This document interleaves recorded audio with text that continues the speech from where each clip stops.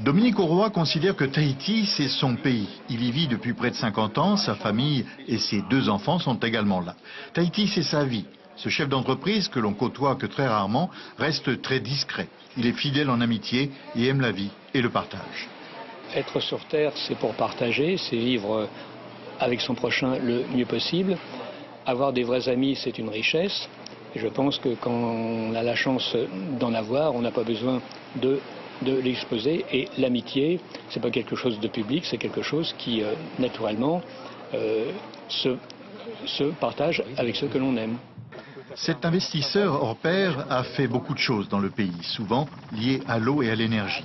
La centrale hydroélectrique de Papineau, par exemple, de multiples sociétés d'assainissement et de distribution d'eau, l'électrification des îles Cook. Il a racheté plusieurs unités hôtelières et achète. Il se qualifie comme un entrepreneur voué au développement. Dominique Auroy a même investi ces dernières années en Afrique, au Gabon, dans des barrages hydroélectriques, dans le traitement des déchets et les télécoms. Toute ma carrière professionnelle tourne autour, je dirais, de l'eau. Quand on prend le vin c'est 85% d'eau. L'hydroélectricité, c'est 100% d'eau. L'eau royale que j'ai créée à l'époque avec quelques amis, c'est également de l'eau, mais là qu'on est bien en bouteille. Des projets de centrales houlomotriques, c'est encore de l'eau. Effectivement, dans toutes mes activités, ce qui prédomine, c'est ce qui se rapporte à l'eau. Et vous n'avez pas d'explication? Je n'ai pas d'explication, mais je la préfère colorée en rouge. C'est quand même plus agréable à boire. Le vin, évidemment, avec le très connu vignoble de Rangiroa. Un autre vignoble existe aujourd'hui au Gabon. Et puis 2 ouvrages dont il est le co-auteur, l'un sur le vin de Tahiti et l'autre sur les outils de la vigne. Dominique Auroy a encore de nombreux projets prêts à être engagés pour le développement du pays. Une seule inconnue, la décision politique. Dominique Auroy, bonsoir. Merci beaucoup d'être avec nous ce soir. À travers la société Papyrus, vous avez racheté les parts de Digbele et de Paul Chichong. Ils détenaient à eux deux 66% des parts du groupe Média Polynésie. Mais Marc Collins, qui représente le 3e actionnaire, la société Shinfo, lui, conteste cette vente.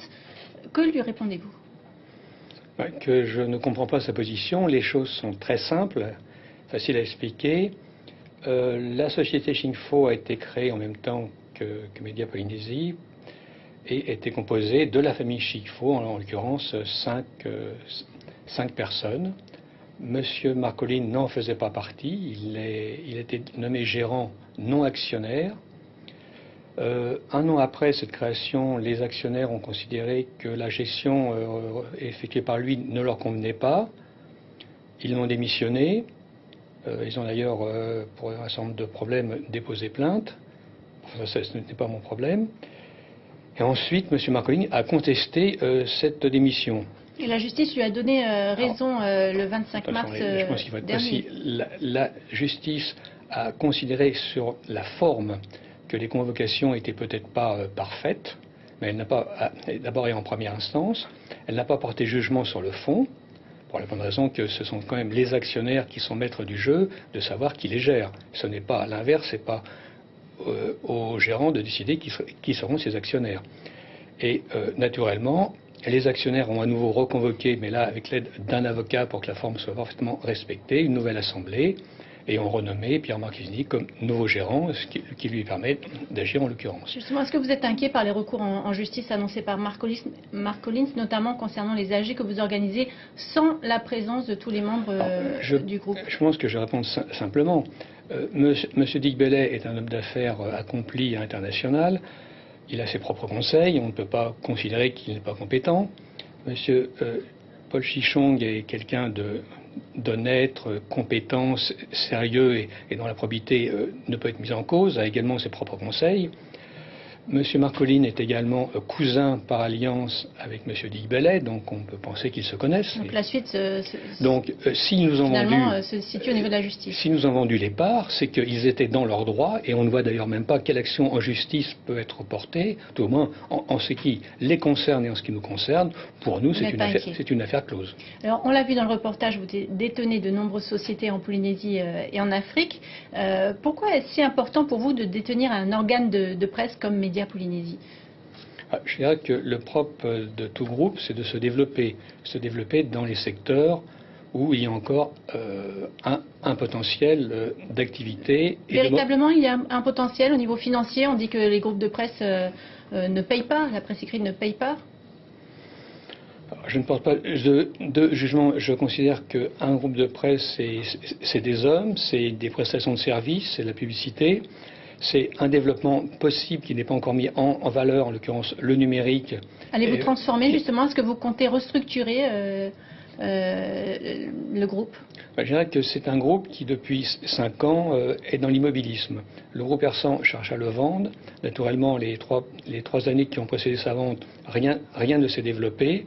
Les 2 années qui ont suivi, malheureusement, les nouveaux investisseurs avaient d'autres tâches à faire et ont fait confiance à la direction en place qui est restée... Qu'allez-vous faire concrètement?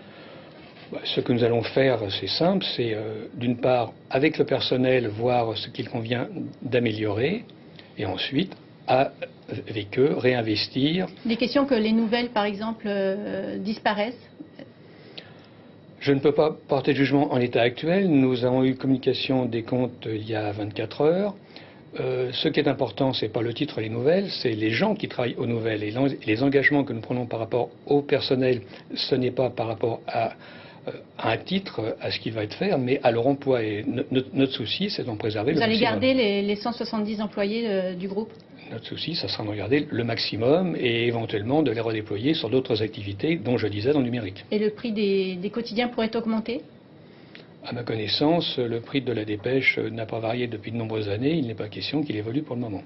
Une dernière question à ce sujet. Comment allez-vous garantir l'indépendance éditoriale des quotidiens? Papyrus, votre groupe d'investisseurs, serait proche de Gaston Floss selon l'AFP. Vous me l'apprenez. Je suis heureux de... je pense que pour le Tavera, nous sommes proches du Tavini. Pour le Tavini, nous sommes proches l'inverse. Je dirais que notre couleur, elle est simple. Vous prenez de la peinture blanche, la peinture orange, du bleu et du jaune, vous mélangez et vous aurez la couleur de notre quotidien. Nous devons représenter 100% de la population. Les journalistes qui sont là justement pour apporter un éclairage à tout le monde et ne pas prendre parti ni pour les uns ni pour les autres, mais simplement une information objective qui intéresse la Polynésie et qui surtout permet également au contradictoire de fonctionner pour que les gens puissent s'exprimer s'ils ne sont pas d'accord à ce qu'on leur reproche. Dominique Auroi, merci beaucoup d'avoir accepté notre invitation ce soir. Et merci de m'avoir